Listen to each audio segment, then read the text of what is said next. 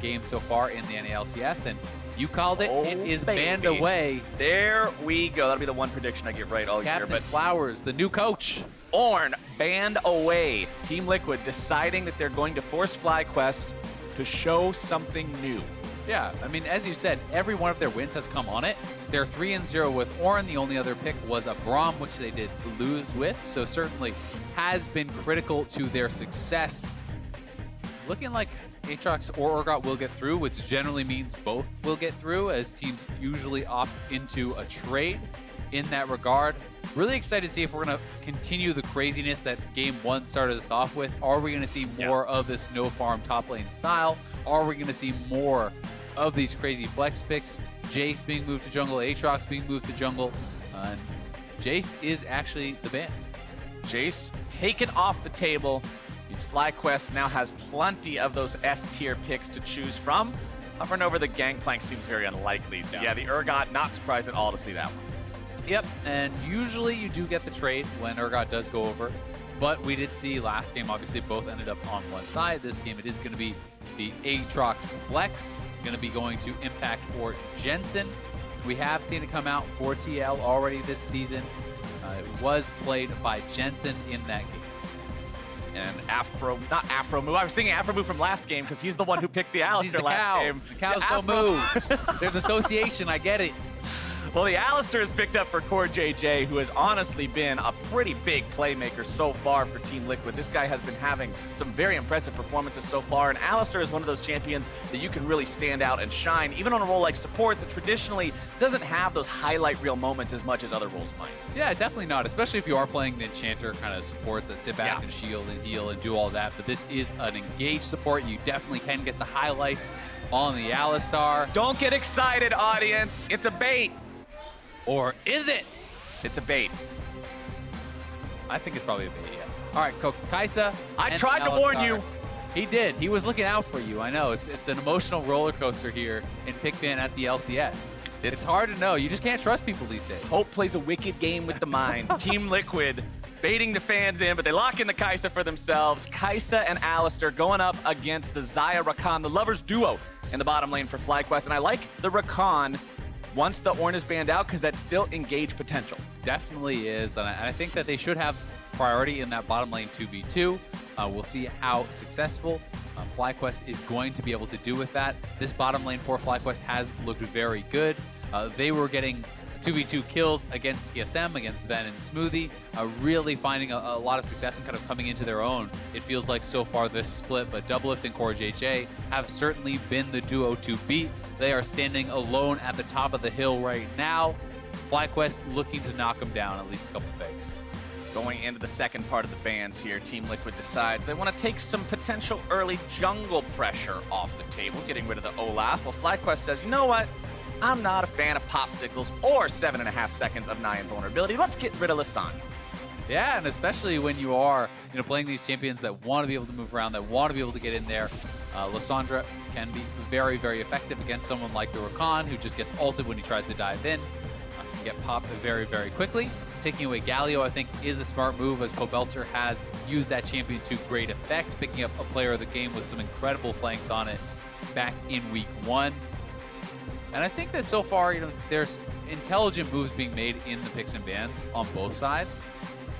Xmithie considering a Lee Sin, which would be as expected. He's already played it 4 out of 4 times. So far, the split has yet to stray from the Blind Monk.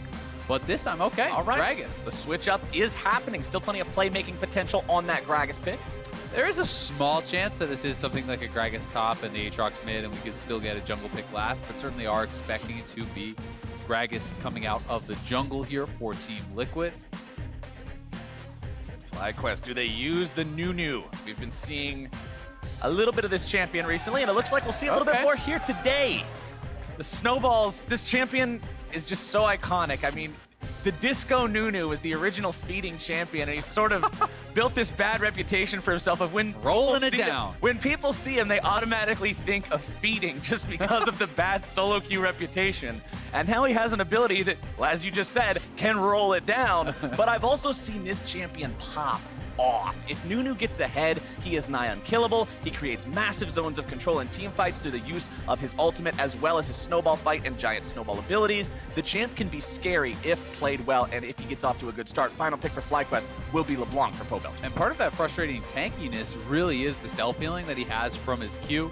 Every time you're chomping down, you can heal for a tremendous amount, and it is very difficult to take this guy out. He's also one of the teamfight tanks that I think has some of the most effective early ganks thanks to that snowball. So strong clear, still has the incredible objective securing that the old Nunu had with the Chomp Smite. So really a lot of power in this kit. Excited to see how effective Santorin can look on it. Santorin, I think, has been having a really strong season. And for people who aren't super familiar with playing as or against or with the new Nunu, one of the most surprising elements of the kit is the fact that he can turn so sharply with the snowball. The only other ability in the game similar to it is the Scion ulti, which has a very unforgiving turn ability. It practically can't turn at all. Yeah, very long time to adjust it. But the Nunu snowball actually is much more responsive. It's very easy to curve around corners and chase after people with that. We'll see if Santorin is able to dial those in this game. Remember, Team Liquid, the only team to make it out of the first 2 weeks undefeated. FlyQuest, the only team to suffer a single loss. If they take Liquid down here, they will be tied for possession of first place. But if Liquid wins this one, then that means they are at least 2 games away from any competitor. Pobelter, you know he wants to beat his old team. You know he wants to prove that they made a mistake, but he is going to be in tough against Jensen, who has been crushing it this year and also got counterpick. And he's facing Jensen on the Syndra, who has 29 plays and a nearly 80% win rate in competitive on the champion. He got counterpick, chose the matchup, but if Pobelter could make it work regardless, that is definitely a statement. Looking at the map here as we start off, pings coming out from both sides, line of scrimmage being drawn, fans in the audience getting their cheer on, as we'll see which one of these two teams can ultimately emerge victorious. Infernal Drake will be the first neutral objective on the map this game, which means it could be bloodier than otherwise expected. I know I love to see that. We'll see which one of the junglers decides to focus towards that, if any, as both of these guys do have some solid early ganking potential. And if I had to take a guess, it's going to be the Nunu, right? Nunu can very easily solo out that dragon as level 1. DoubleLifting a lot of damage already. DoubleLift down to about 300 HP. Pobelter doesn't want to get anywhere closer to that. He realizes there's no real kill potential. Yeah, and that is actually so late that he's not going to have time to recall. So they're going to try to continually zone him out. This is DoubleLift starting lane without a potion, and he's going to be, even after that potion heals him up, still not full health. So that is a significant advantage when you already have a losing lane. Being down that potion should allow FlyQuest 2v2 to really take control there, because any poke is going to stick that much longer. And as you said in Champion Select, Turtle and JayJ are a bottom lane that's been playing together for a while now, and they've found solo kills, or should I say 2v2 kills, against prominent other bot lanes, against Sven and Xmithie, against these names that people know and recognize as talented bottom laners. They're able to stand and just go blow for blow with them. Exactly, and you called out the Infernal Dragon. Nunu's great at soloing that out. Bot lane pressure allows you to get access to that dragon that much more easily, so things starting off on the right foot, certainly for FlyQuest, but so the very, very early stages, they are clearly small edges. This game going to seem a little bit more normal than what we saw last time around. You don't have any super unconventional jungle picks. You don't have any crazy no farm top lane strategy. Very, very standard stuff in the top lane. The biggest surprise pick, I guess you would say, would be the Nunu, which isn't that much of a surprise. We had already seen it played earlier this season in the LCS. Didn't have a great effect at that point, but like I say, maybe Santorin's got this figured out. And it's also a pick that has one of the highest win rates, if not the highest win rate in solo queue. That in combination with the fact that the jungle XP changes came through, Nunu is a champion that is less reliant on levels than many others. So, a lot of things kind of working to push Nunu, I think, to the forefront. And a lot of competitive junglers really do believe that it's working to push tanks in general to the forefront in the jungle role. Right. Because they simply function better with less experience and with less gold. Less experience, lower economy. As if your job is to go in there and not get killed, it takes less money to do that than to go in there and kill the enemy team. Yeah. That's just a fact of League of Legends. If it was cheaper to build damage, the entire thing would just be a giant damage volcano fiesta, and nothing would ever get done except everyone's screen constantly being black and white. Bottom side, Xmithie looking to send these guys back to the spawn platform the hard way as the damage come in. Chain CC goes out. Turtle getting himself away. Has to pop the flash to do it as he's going to return some damage down onto the enemy support here as well. And honestly, when you look at bottom lane health bars, that's a pretty even trade. Yeah, honestly, really well handled there, as you say, by FlyQuest. It is flash for flash as far as CoreJJ versus Turtle, so you can give that TL the favor there, but it was also the Ignite blown. It's Xmithie spending his time going down there, so certainly FlyQuest going to be feeling fairly happy about it, but it does relieve some of the pressure that would have been created through that potion disadvantage and through the 2v2 matchup.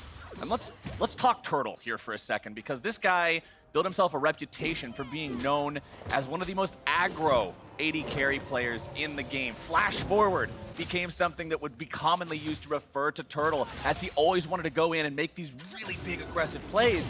And he's even talked about how, all right, he's learned that tempering himself in laning phase is the better way to go about doing things now. He's going to still go for those big plays later on when he's got the economy and he's so fed that he can pull that off and one-shot somebody. But a more conservative style is how he feels League of Legends should be played in the early game. Yeah, and I think for the most part, he's right. There's going to be the place and the time where you could go for it, as Santorin is starting to roll it down. Oh, the biggest snowball ever! Here it comes. CoreJJ's in some trouble. Cooking up the burgers for Turtle, and that's first blood over to FlyQuest. Just a fantastic lane gank there from Santorin. They know there's no flash on CoreJJ, so JayJ flashes in and catches him. The snowball follow-up is there, and first blood goes straight over to Turtle. Feels good for FlyQuest. They recognize the fact that their opponent is vulnerable at this point, and here they go. And look at that. So that is kind of making use of the fact people talk about the slow engage coming out of Rakan. It's actually faster if you're right up on top of your enemy than it was previously. Oh, as Jensen has no mana, so he's got to back out. But so what he did was he actually flashed point blank and then used the W, so there was even less reaction time. So I think this is really smart stuff from JayJ, and that made it an easy follow-up and an easy kill. Good stuff for FlyQuest. As mid lane, you're going to see Santorin show up, just sort of relieve some of that pressure that was coming out from Jensen. They recognize that Jensen has to back as well because he's completely out of mana, so they just want to equalize that lane, make sure that Pobelter isn't losing anything when he goes back and shops. Little solo Q tip for people there who's wondering, why does my jungler not do anything useful? Well, sometimes usefulness isn't just kills. Warding, getting objectives, doing all that can be very, very nice. But CoreJJ was able to actually do a good job and hold that wave for a bit. So you can see the wave stacked up quite a lot, which is going to be more gold in the pocket of DoubleLift. And also an easier attempted gank as Xmithie is looking to go in with those Predator boots. He's got Predator, he's got Flash, and he knows Turtle does nice not have that summoner spell any longer. Turtle will be thrown under the bus here. Chain CC coming out. JayJ knows there's no way to save him, so you can't stick around. That's Team Liquid doing a good job returning the favor for earlier. Yeah, that was definitely very nice. The tiny, tiny thing that FlyQuest does get out of that at the very least is that DoubleLift had to lose some minions to the turret while he was moving forward for that, so CS stays relatively even. They both have a kill, but it is a well-executed gank. You know, really kind of premeditated and helped to be set up there by CoreJJ, who did hold the wave and build that freeze, and they have to come up and push that in, makes them vulnerable to the game. Yep, just like I said, sometimes it's not just the jungler's job to show up and kill dudes. Sometimes it's your job to facilitate your jungler showing up and killing dudes. Once the team works together as a whole, great things happen. Let's take another look at how they did it. Yep, so here they come. The Predator boots are popped. Turtle has no flash from earlier, so really no way for him to get out. The only hope would perhaps have been JayJ tries to suicide forward, and I think you can make the argument that you just try to grand entrance forward onto Xmithie and give up your life, and maybe your AD gets out. But maybe you both go down, so it's a tough argument to make. Right, considering Xmithie still had his own flash up, it's very, he could have flashed over, and then they both die. Xmithie goes over the wall there, using snowball. the blast cone. Santorin just sort of lets the snowball fizzle. CoreJJ with the hex flash over the wall. Yeah, that was definitely not the biggest snowball ever. No, that was... They're not even going to cancel school for that one. All right, whatever. Pobelter's farming up here in the mid lane on the LeBlanc versus this Syndra. You already talked about Jensen's insane win rate in professional play on Syndra. Pobelter paying a lot of respect to that, hard rushing the Mercury Treads. Yep, going to be grabbing those early Merc Treads, as you say. Trying to avoid being locked down, because so much of this matchup, people do really look at this as a skill matchup oftentimes, and it's very reliant on dodging out from the opponent's skills, right? So LeBlanc has to be able to dodge the scatter of the weak. Additional move speed and speed is going to help there. And also, if you do get tagged, that stun is going to break more quickly, so you can actually distortion out of the follow-up damage that would have been coming through. So certainly, I think an intelligent buy, and playing it very even so far in these early stages. But one thing that we talk about with Team Liquid, compared to many, if not all, the other teams in the LCS right now, is the fact that this team seems to, for lack of better words, do more. They seem more proactive. They seem like once they get a lead, they make more things happen with it. They want to close the game out more quickly. There is much more decisive play happening from this squad. So you can see them off to a slight gold lead so far, and if they continue to build that, I'm just wondering how explosive this mid game is going to be. And I always think that one of the most demoralizing things to play against is when everything feels like it's going right? You try to go for your gank, you get that kill. You go for the dragon, you grabbed it. You siege the turret, you take it, but you're still losing. And that's how it often feels when you're playing against Team Liquid, because as you say, sweet, you got the kill bot side, but they got 2 on top. You got the turret on the bot side, they got 1 in mid lane and then push for a second, right? They always seem to be able to fight for NM. Impact trying to get himself away here. Viper did manage to land the ulti down onto Impact. However, the World Ender comes out, and that means Viper has to get himself out. Ult exchanged for ult here. Impact's going to be the one who's better off at the end of the trade. Viper low on health, very low on mana. No TP available to use. Means this lane is going to be rather uncomfortable for him. Already down almost 20 CS.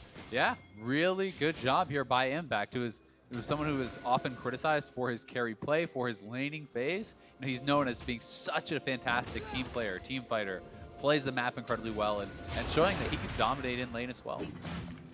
Xmithie and CoreJJ clearing out some vision here from the river. 10 minutes into the game, this first Infernal Drake. I already commented on how this will probably be important. Team Liquid wants to make sure that FlyQuest is blind to it, if at all possible. And I think TL should be forcing this, right? You have TP advantage on the top side, so they're going to have the extra man joining the play. Bring them on down. If they actually do start this up. So we'll see if they do pull the trigger. They're going to want to try to push out these waves very likely first. But you can see Xmithie and Jensen moving down towards that bottom side, potentially going for the dragon.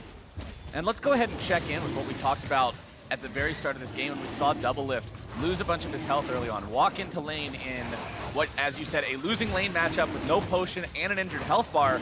The man's currently 20 CS up with identical items to his counterpart. He is doing just fine. Team Liquid had a wonderful recovery there in bottom lane, and now they've got that free. And it's well played by DoubleLift, but also credit to Xmithie, right? He got the early gank that forced the flash out of Turtle. They came back down again, killed them when they were pushed up under the turret. So they've done a really good job of facilitating DoubleLift, putting him in a place where FlyQuest can't play as aggressive when they're down a flash, and where they are being punished anytime they do push up. So this is just a team play that led to that advantage for one person. A lot of damage coming down onto Pobelter there. You can see Jensen using both the Ignite and the ulti. Takes Pobe very low. CoreJJ making the roam now. I was about to say, I'm waiting to see when he decides to roam, because he did go for the very early Moby boots as opposed to something that would actually help him more in lane, like the refillable potion plus evolve support item that you see on JayJ. So CoreJJ wants to get these roams down. Where do they come in, though?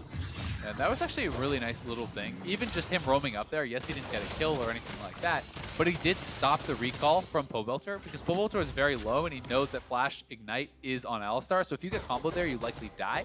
So he had to actually stop his recall, go back, which is going to delay him a bit more, and then he's going to miss out on that last wave of minions that could have crashed.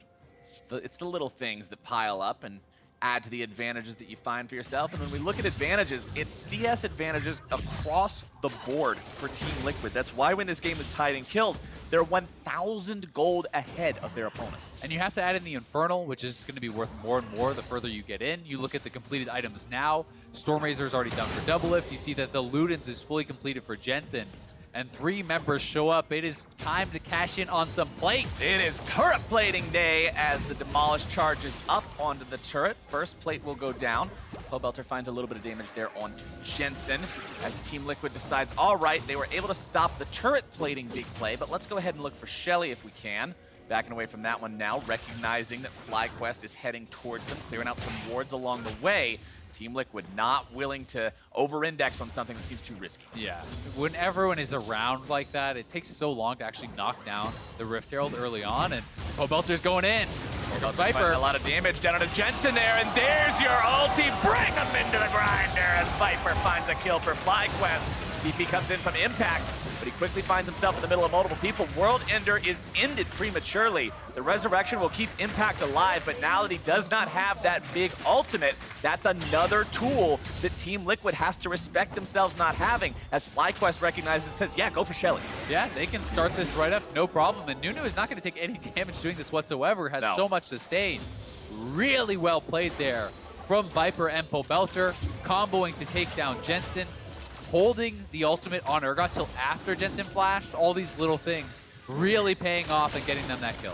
Xmithie wanting to steal this red buff away, as Viper says, what are you doing? That's my red buff. Get out of here.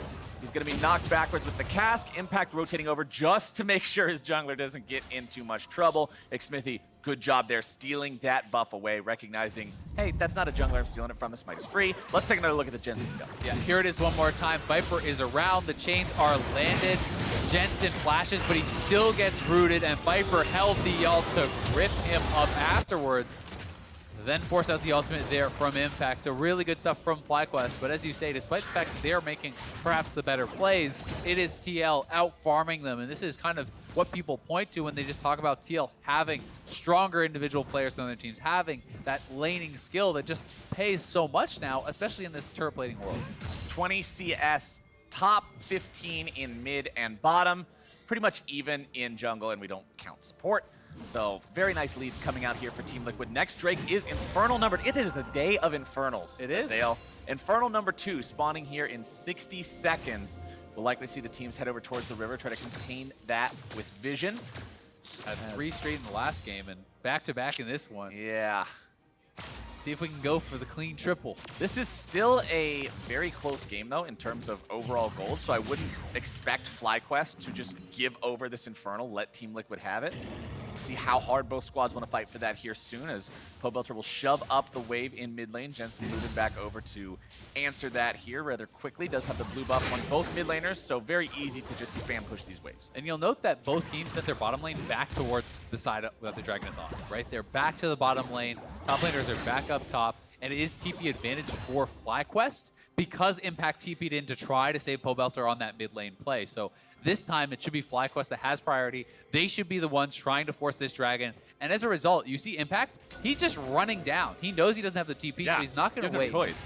But this does kind of put it a little bit more into FlyQuest's hands, as they have the option to try to stay up top and delay down by the dragon, or force a play themselves. And it is Impact having to pull out and go back up to the top side for now. Santorin takes a little bit of damage there from the cask of Xmithie, but he just wants to clear away some of this vision. FlyQuest continuing to move forward. The battle for vision between these two squads. You can also see the turret plates there. 3 for Team Liquid, 1 for FlyQuest. That's 1 extra kill's worth of gold for Team Liquid to continue to pile onto that lead that they have, as Infernal Drake will be started up.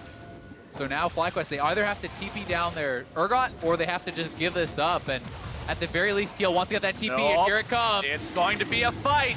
Infernal taken down to about 2K. Santorin rolling in a snowball. CoreJJ there on the front line. FlyQuest decide, all right, just turn and burn the Drake. That's all we came here for anyway. Pobelter finding a little bit of damage down onto Impact at the very exit of the fight. Will not get the second part of the chain. Rift Herald summoned up in the bottom lane as well. FlyQuest are saying Team Liquid all rotated up to the northern part of the river. Just drop Shelly bottom and take the turret. This is great stuff from FlyQuest. They pushed out the top lane first, and now they're going in onto Jensen, but he will have to back off. So they deny minions on the top side, as Impact had to roam down first, being without the TP. They TP down, they get that dragon. They take the bottom turret. So first turret gold for them, really closing that gap quite a lot. They're even on dragons. This is a tight game between the top 2 teams in the league. Yeah, FlyQuest is looking very solid so far. This team, they've got the macro, like you said. They've shown that they can win in micro situations as well. But the question is always, can you stand up to Team Liquid? Can you take down the big boss? And so far, it's a very even contest between the two sides. Unfortunately, Azael, we will not get Triple Infernal this game. At least not yet. Oh, no. Option is number 3. As Xmithie, he goes golden, but he's not going to get much further than that. Kill credit goes over to Pobelter, who cashes in his first of the game. Xmithie caught with his hand in the cookie jar there as Pobelter finds him on the grump with that ward. That is the worst feeling. You see the ward pop up there, you know you are in trouble, and Pobelter making him pay. Pobelter saying, all right, you remember me, buddy? Used to be on the same side, not wearing the same jerseys anymore. As FlyQuest now has control over the map for the next 4, 3, 2 seconds or so, and they're going to use that opportunity to put a few bodies in the mid lane, put some damage onto this turret. Plates are gone, so you're not getting any extra money for it, but a nice 3-man stun comes out from Jensen, taking the FlyQuest support very low. Yeah, drops the ultimate, and JayJ gonna have to head back to base after that one. Jensen sitting on a lot of early CDR here as well. Already gonna be pretty much capped out, with the 30 an item, 10 for runes, so can be pretty liberal with the usage of that ultimate and looking to play it fairly aggressively. Take another look here at what happened topside as Pobelter finds Xmithie. Yeah, the only redeeming factor there for Xmithie is he did get the grump, so you can call worth on that one, but Pobelter is going to walk away with the kill. Really nicely done from him, and he got the stopwatch out, so you're going to feel so good about finding that kill. Oh yeah, when you manage to take away that item that can have such a huge impact later on in a fight just for free, it's a double win for Pobelter. FlyQuest still down about 1,000 gold here. Jensen still doing a great job farming up here in mid lane. Has that Luden's Echo, has Sorcerer Shoes, Fiendish Codex also there. Means with blue buff, he's at 40% CDR. Yep, and the runes as well, right? So he's already capped out there. Going to be looking pretty nice. And we can see across the board, though, these two teams very even. Viper certainly going to be going towards more of that tanky role, likely working towards. Speaking of roll, Gage. Nope. Righteous scores. Not gonna roll it any further. Unlucky. I think this is smart from Santorin. He's going second item Stoneblade as again another fight topside. It's not a fight so much as a beating. Pobelter finding a lot of Jensen's health bar there. Jensen dropping the ignite in return just to try to scare POB away. Pobelter doesn't seem too afraid just yet. You can see multiple members of Team Liquid also hanging around on this top side of the map. The only man on the bottom half is Impact, as Turtle and JayJ will just continue pushing up here in the mid lane. DoubleLift, the man to answer. Farming up these minions, clearing out the waves, protecting that tier 1 turret. Both teams seem pretty content playing this one rather slowly right now, just farming up for later. Still only about 1,000 gold between them. Yeah, when you enter into that kind of game, you have to be extremely confident in your team fight, right? You're kind of handshaking on the idea that one team fight can decide the game. When you're getting post 20 minutes, Baron is going to be on the table. A big team fight win can mean a lot. That being said, we have seen Pobelter looking for picks, trying to find that out of vision, so we'll see if he can be a game changer there for FlyQuest and really make something happen for the team. He'll stay in the side lane versus Jensen. He's honestly exact same farm as Jensen too, so really matching up against this player and this champion that we talked about so highly earlier, and that's a statement in itself, because remember, Team Liquid is the team where Pobelter was on this squad and was often put on more of a supportive role, playing things like the Malzahar, where his job wasn't to be the main carry, but rather to facilitate DoubleLift as that carry. And now, on FlyQuest, he's able to play more carry champions himself, picking stuff like the LeBlanc being the cannon. As we're going to see Turtle go into the ultimate, immediately flashing back over the wall, keeping himself safe, but JayJ is taken down. DoubleLift's finding the first kill of the fight. Pobelter has to retreat, but in goes Viper. A massive fear on 2 people. They're able to find even more damage, and DoubleLift is out. Viper goes into stasis, keeping himself alive. World Ender's going to be able to bring back the Aatrox, but how long will he stay alive? Turtle's in a lot of danger as the stun comes through, and Jensen makes it so Xmithie can pick him up. It's 2 for 3. It looked like it was going to be all FlyQuest after Viper found that pick onto DoubleLift, but Jensen, Xmithie, and Impact stay alive in the fight and battle back, taking down multiple members of FlyQuest there, and they're going to be rewarded with the Dragon. Liquid did a wonderful job of recognizing that they were not actually in a losing spot here and turning it around. And here it is one more time. The initial engage denied from CoreJJ as JayJ had the quickness up and then diving back in, charming up multiple members. But it is JayJ, the first member to drop. Then follow Viper here. He gets the ultimate onto onto CoreJJ there and flashes the fear right in on top of DoubleLift. Then hits the fling, activating all sides of the passive, bursts down that AD carry. It is a 4v3 at this point, but TL knows we have the Resurrect, we have the health bars, and they look for the turn. Knock up into Scatter the Weak, into Body Slam. Turtle CC'd 100-0, and that meant TL would get the Dragon. Clean execution from Liquid rewards them with their second elemental Drake of the game, puts them 2,000 gold ahead of their opponents, and just shows why this team is so scary to fans and teams alike. Yeah, they are looking very, very good, but FlyQuest playing him pretty darn even, and that was a huge play from Viper. But you look over at DoubleLift, and he has the Rage Blade now. He's sitting on that item. He's going to become so incredibly powerful in these team fights, working towards that third item, but Pobelter trying to come around the side. Team Liquid, they're already ahead, Azael, and they're building the lead even further, picking up these structures. That is the third and final link in the outer turret chain. Taken down on the side of FlyQuest means Team Liquid is now more comfortable pushing up into enemy territory, sitting down these wards, gaining more control over the map, and trying to choke FlyQuest out. Biggest snowball ever comes in, rolls it towards CoreJJ, swing and a miss on that one, as FlyQuest has to ponder what their next move could be here. It seems even when they find fights that look good, Liquid is still just a step ahead. Yeah, and it was TL that was trying to start that fight, and FlyQuest had a good response, but definitely, I mean, it's something you're going to have to be worried about is how you close out that game. So you always have to think about is that will reset, but Turtle still grabs the last hit. So good there from Turtle. Not much of a loss there. You can see Santorin, though, a lot of these snowballs mid lane are not really intended to get a kill. It's just to help push out the wave.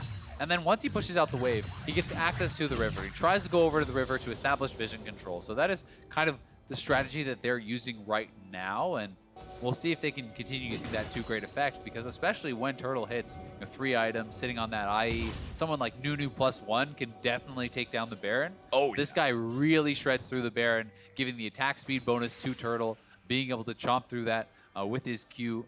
Makes it pretty short work. Very tanky jungle for the side of FlyQuest. Xmithie going for the more AP-heavy Gragas build that we've seen in all of recent memory, really. The Runic Echoes plus the Sorcerer's Shoe, Oblivion Orb working towards the Zhonya's Hourglass in for further playmaking to dive in and still be able to keep yourself alive. Looking at the status of Summoner Spells as we could potentially go towards the next fight, only Santorin has Flash available on the side of FlyQuest. When you look at Team Liquid, it's Xmithie and critically DoubleLift who have flashes available. So advantage TL when it comes to the summoner spells. Baron also alive now, remember, 25 minutes. Like you already said, it's super easy to 2-man it with a Nunu and an AD carry, but Team Liquid is also a squad. They've got Kaisa. They've got Aatrox in the top lane. This can drop very quickly to them as well. Yeah, those Rageblade marksmen just absolutely blast through the Baron. Kaisa in particular really, really strong at taking it down, but FlyQuest trying to force here around this mid lane, and it looks like their efforts will be rewarded. They should be able to crack this turret, but TL, X-Flash getting channeled. Xmithie wants to go over the wall, not going to do it. FlyQuest a little bit too quick to take that one down. Means Team Liquid can't respond in time. FlyQuest shrinking that gold lead back down a little bit further as Impact just pretty much stays posted up here in the bottom lane. He's got TP on the Aatrox. That means he can always get into the fights if he needs to. Unless TL just gets completely jumped on and instantly exploded, he can join. And this is one of the reasons that TL is so good at establishing gold leads, maintaining gold leads. Yes, they give up the mid lane turret, but FlyQuest has to give up bot lane CS to do that. Impact takes away the Krugs there, which is a lot of gold out of the hands of Santorin there also. So trying to just squeeze out these small advantages as often as you can and really optimize the amount of gold that you are getting. 3 items now for the Kaisa though, and that kind of smells like team fight time. As the Hurricane comes in, that is really the power spike that most people target, as when Kaisa really starts to turn on and become such a dominant force in these team fights. Well, good thing for Team Liquid, there's something spawning on the map that might force a team fight. We had another Elemental Drake showing up. Of course, this time, it's Garage Sale. We've got Infernals, we've got Oceans, throw some Clouds in there, some other stuff we found in the attic, it'll be fine. Not piling up any of those huge bonuses, but remember the way Elemental Drakes work. Now, the first one is weighted more heavily than the others, so it will be nice to get that bonus on the board, unless FlyQuest has something to say about it. But right now, it looks like DoubleLift is going to be left to his own devices to solo that one down. Yeah, this is actually really smart from TL, because FlyQuest was trying to bait that they were going over on the Baron, so TL keeps 4 members around the pit, and only sends DoubleLift down to solo out the Dragon, so not giving up full control around the pit. They do have to get some vision back here, though. FlyQuest is laying in wait, but honestly, unless JayJ can really find a critical target, I don't think it's worth engaging. And you pretty much have to get DoubleLift or Jensen. Those are your only real options at this point. And both have flash, so it's very difficult to make that happen because, as you mentioned, the Rakan nerfs mean that the maximum range Rakan engage is the one that is nerfed. It's the one that feels significantly slower. And a player like Jensen, a player like DoubleLift will be able to reaction flash away from that now. So really risky to do on the side of FlyQuest. You're practically depending on an opponent error in order for it to be successful, which isn't always, and is most likely always not, a winning gambit. Especially against these top-level teams, right? Where, as you say, you expect them to have the reactions to be able to handle that. That being said, if it is out of vision, that gets a lot tougher to be able to react to, and you cannot see it coming. Let's talk vision, though. Look at the bottom part of the map. You've got red wards showing up throughout the jungle of FlyQuest, a couple of those being cleared out by Viper down there, but Impact now getting himself into another 1v1 up against the FlyQuest top laner, finds some good damage, then backing away so he doesn't eat the machine gun bullets. And that's to establish this vision control so that Impact can push. One of the best ways you can help your split pusher is simply by warding for him, so he knows how aggressive he can be. Anytime the jungler is on that quadrant, he will back off. Anytime he is not, he's going to try to push it up, threaten turret damage, draw members down, because it's really about that push and pull, and it feels like that certainly is where TL is committing, and that is establishing a big CS lead for Impact. Could have a fight going on up here. FlyQuest disengaging that one. Team Liquid, you can see them wanting to pull off the pincer attack, coming around from two separate angles, but not quite quick enough to sink those pincers into anything just yet. Still 9 kills in this game. Kill lead is actually FlyQuest, just one edged out over Team Liquid. Team Liquid still almost 4,000 gold in the lead just from the farming. If you look at how these guys are matching up, though, it's pretty close in both mid lane and AD carry roles. Massive difference in the top laners. Impact up 70 CS over his opponent. And that really is because constantly Viper is being called to his team. We need you for this. We need you to engage. We need you to check for vision, right? You know, they don't have a lot of tanky members on their team. A lot of people that can face check. It's just really Nunu and Urgot. So oftentimes they're pulling him up there to try to get these other jobs done, where Impact is constantly pushing in, farming the Krugs on respawn over and over and over, and establishing a consistent gold lead. So as long as TL can continue this sort of method, you're getting Impact guaranteed leads, right? Farm is the easiest way to get a consistent advantage, as long as the rest of your team does not get engaged on. Scatter the Weak not going to find its way onto Pobelter, but Xmithie goes over the wall. Pobelter having that second dash, can get himself away, no problem. LeBlanc so slippery to manage to actually find a pick on two. If that was anybody else, he's dead, or at least blows the flash, but unfortunately for Liquid, that is the LeBlanc, so nothing gained there really. The ultimate just about off cooldown there again for Pobelter. FlyQuest walking up towards the brush, almost face checking that one. Santorin taking a little bit of damage. CoreJJ also eating some feathers coming out from WildTurtle.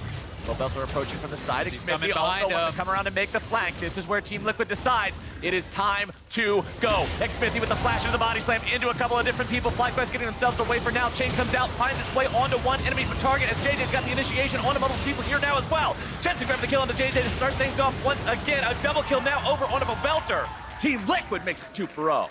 Nicely done there by TL. Strong team fighting for them, despite the fact that Pobelter actually was able to avoid both the combo from CoreJJ as well as the barrel follow-up from Xmithie. There's not enough left in the tank for FlyQuest to actually take that fight, and now they're in this rough situation where they don't have vision around the bear, and they have to slowly make their way there. They don't want to give it up, but it's just being burned down. Biggest snowball just used to get Santorin closer to the pit. No flash on him. Baron down to 5,000 HP. If you kill Santorin, you're not in any danger any longer, and DoubleLift's going to make sure he grabs the kill credit. Turtle's going to explode right after, as Jensen will put the final nails in the coffin too, taking Viper low enough for DoubleLift to grab the kill, and Team Liquid mops up the rest of FlyQuest. They'll take the Baron, and what was such a close-looking game before now looks wide open. Yeah, and you could see Turtle there, head in hands in the player cam, really knowing that was the fight that they couldn't give up. The distortion was used by Pobelter. Body slam flash catches too. They both are able to avoid the CoreJJ combo and everything else, but Santorin is already pretty much out of the fight. JJ gets a pretty nice engage, but when your tank is this low this early, there's not a lot of zoning coming through. Pobelter tries to go back in, look for a play, but he does get burst down. Jensen barely surviving last tick of the Ignite. not quite enough to take him down. And then Santorin, no flash. There's no real chance for him to get in, barring a massive TL mistake. So they turn on him, and then a beautiful Q flash from Impact catches Turtle, knocks him down, and Viper gets mopped up as well. They get the delayed ace, they get the Baron, and they are in full control now. 4,100 damage to champions from Jensen in the last fight. Turtle putting up a very impressive 4,600, even though his team lost the fight, but it just was not enough. And now comes into play what I was talking about earlier. Team Liquid is a team that gets things done. When this team has Baron, I expect them to end a game with it based on their performances so far. And now we'll see if they can use this next 2 minutes with that power play that's already at 3,600 gold to knock out that next. And you can see this three-man squad here. They're trying to catch someone who strays too far away from the rest of the team, and they are looking. Pobelter, again, not the target that you can typically set those kinds of things up on. However, the scatter of the week, throwing Santorin away. The turret is just brute force down. That's that decisiveness I'm talking about. That's the call. Bring this thing down. Get the inhibitor. Easy pickup for Team Liquid. They'll allow that minion wave to continue to push itself. They'll rotate towards the bottom lane. Impact's work in bottom has been setting this up the entire time. The wave is always primed and ready. Yeah, and that was just such a nice play from TL. You have this kind of rotating three-man squad who's waiting in between to see where a vulnerability pops up. Pobelter shows up mid lane, so Xmithie just zones him out, and they run up and knock down that turret.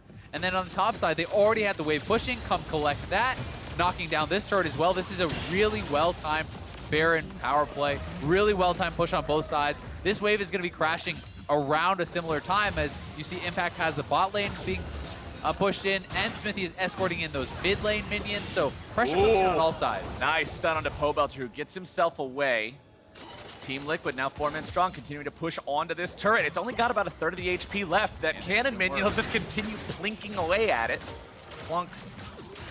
Oh no, he turned around, he got distracted. What are you doing? Plink. Plonk. All right, it's taken down. Blue turret destroyed. Thanks to DoubleLift and the rest of Team Liquid and the MVP cannon minion. They'll take down inhibitor number 2, and number 3 is all that remains as Impact will casually dash over the wall as Team Liquid says, hey, we don't have to go for that one. There's these two. Don't forget about those.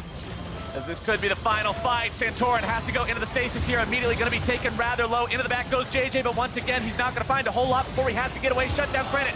Over to WildTurtle, finding the kill onto Jensen. Looking to find even more now. Goes up into the Feather Storm. Not quite able to find anything else. Xmithie taken low, but not taken down. FlyQuest barely getting the remaining members away.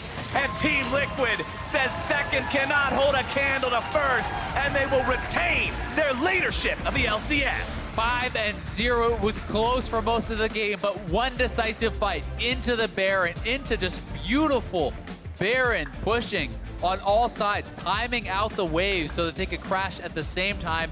They get so much, and they just close out the game, and that is really, really decisive stuff. And remember, FlyQuest was the only other team in the league without at least 2 losses. They were the sole possessor of second place. Team Liquid beating them now firmly sets them apart from anyone else in the standings. Yeah, they are 2 games ahead, as you say. They are clear and away the #1 team, looking very, very dominant, but FlyQuest certainly is no joke. This team was playing TL very, very tight. They certainly had their chances in this one, and I do think, again, they did struggle to find the engages that they wanted, and FlyQuest really has succeeded most when they have lots of different engage options. Today, a lot of that was banned out, as you called out, with Sion off the table, with the Ornn off the table, and despite the fact that they did have the Rakan, they were never really able to make it work, and TL kind of peeled them apart. And now the question continues that we've been asking since before the season started. Honestly, how do you beat this Team Liquid squad? Well, I think we saw some of the pieces to that puzzle, right? We saw that TL was challenged, that it was played close for a long time. It really did just come down to superior team fighting, I think, from TL in that one decisive fight. But, you know, they can be beaten, I think. They did not look invulnerable in this game, but they are an extremely strong, well-rounded team. Their laning is good. They farmed better. They team fight better. They're extremely coordinated, and they're clearly the #1 team in North America for a reason. Team Liquid are very, very scary right now. And to give us a breakdown of the victory over FlyQuest, let's hand it back over to the State Farm Analyst Desk. Thank you, Captain Flowers. FlyQuest handing TL their toughest test yet. Team Liquid, they passed, though, with flying covers remaining. the #1 team in the league and moving to 5-0. Azael kind of rattled off some of the accolades there for TL in the victory of, hey, farming numbers were still great. Didn't get knocked down too bad in the early game and were able to execute in the team fights to come away with the victory. But contrast to game 1 of the day, much more standard compositions this time around. So we really kind of got to see some of the strengths and weaknesses of the teams, the way they work together, or even the individuals as players and stacking up in the lane phase this time around. I'm bored. What the? Why didn't we do something cool? Yeah. I mean, the coolest thing is You were spoiled at the last game with the Zillion, no CS, Chase Jungle. This is okay, cool things about this draft for me. Skill matchup in the mid lane, Pobelter versus Jensen, the guy who they replaced you with. That was cool to see, and I think Pobelter did do a pretty good job. As well as for me, JayJ on something that's not Ornn and Braum. I thought he had an okay game on Rakan, but not as impactful as we've seen CoreJJ be. Yeah, I mean, they also, Nunu is a fairly slow engage. They slowed down Rakan a lot, and they kind of touched on it a little bit there. Their more go-to hard engage options weren't really there for FlyQuest, so it's the pieces that they have been using were not, available in this matchup. And Team Liquid, I would highlight not only their macro to get Impact CS, but Impact's individual play as well on the Aatrox was a huge part of that, and it felt like that was able to shine later in the game because both teams focused so heavily on bottom lane with all their early jungle pressure. Right. Early game was definitely centered around the bot lane. Lots of visitation from both squads. FlyQuest getting the better of the skirmishes, coming out with a couple extra kills over Team Liquid. But to Azael's point, the CS numbers were, in favor of Team Liquid. And so we hit that mid-game state, relatively even gold, and at that point it really comes down to the execution within the team fights, and that's where it seemed Team Liquid was still a step ahead or a step above FlyQuest. Right, and it's not like FlyQuest was making big mistakes either. Good flash out of the combo from Gragas, they had time. Pobelter unfortunately gets chunked out, and so when JayJ goes in for a potential re-engage, Pobelter was forced back, so they couldn't combo those two engage tools together. And then here, everyone else is already forced too low. And there were a number of fights like that where it was kind of close, but Team Liquid always seemed to play them a little bit better. I mean, this is one of those games where you're that's why everybody's investing in the Team Liquid stock. Yeah, everyone wants one. In our stock game, you got to get a little piece because this is kind of the expected route for games for them, right? Right. They focus on DoubleLift. Late game, they're able to carry it through pushing through the side lanes, then they group up, they win their team fight, boom, they get Baron. And that gold graph, to me, is a perfect example of what makes a great team or a league-leading team, right? As soon as they got that one fight necessary in the mid lane to then grab the Baron as an advantage, it does not take them long to curtail that into an even more massive gold lead and ultimately close the game. I mean, we're going to complain about the draft from game 1 being cool and this one not. At the same time, game 1, the fact that 100 Thieves couldn't close that game out and they made those Baron mistakes, the exact opposite for Team Liquid, where it's great, we want to fight, game's over. Right. As soon as it's 25 minutes, game win, mid lane, over. But now, by the same token, I do want to talk about FlyQuest and the showing that they put up today, because I think in coming into this week, there was so much talk around TL already as hey, is this the 18-0 squad? Who's going to actually challenge them? And while there was some indication that, hey, if things go really well or really, swimmingly for FlyQuest, they can come away with a victory, most people would have put this matchup heavily in TL's favor. And they did play them close up to that 25, 30-minute mark. Yeah, I definitely agree. I think FlyQuest are proving themselves as being that top-tier team, where a lot of people are hesitant, even after their strong start, to be yes, they're definitely one of the top teams. I think that they have done enough already to prove that. For this one, while I do think Nunu is a strong jungle champion, in the meta right now, Santorin really, to me, has been shining when he has a little bit more power behind playmaking for champions, and so maybe that's something they look to shake up as well. I agree with that for a personal level for Santorin, as well as against Team Liquid. You probably want a little bit more explosiveness and playmaking. All right, well, it could have happened today. Not quite, though. TL remains undefeated here in the Spring Split. To keep up to date on the LCS, though, check out the refreshed homepage for all things LoleSports at riot.com/LCS. Find the newest episode of This or That with Kobe and the Cap. Log into the Watch platform to earn some in-game content and purchase tickets for your next LCS experience through the new website. All of that is available to you at riot.com/LCS. We're going to step away. When we return, it's TSM versus Cloud9. Not